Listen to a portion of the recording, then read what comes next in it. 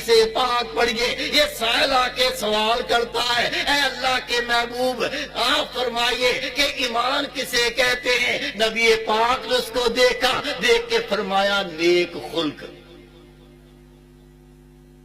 وہ دائیں طرف سے آیا، عرض کی آقا ایمان کیا ہے؟ نبی پاک نے فرمایا نیک خلق۔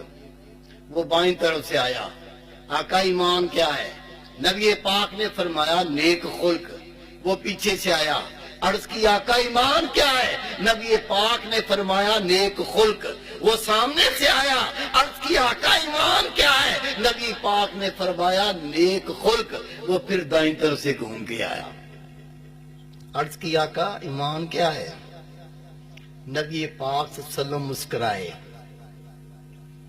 آقا مسکرائے، فرمایا تو نے اتنی بار مجھ سے ایک ہی سوال کیا، میں دک نہیں ہوا، میں ناراض نہیں ہوا، میں نے غصہ نہیں کیا، یہی ایمان ہے، تو غصہ نہ کرے۔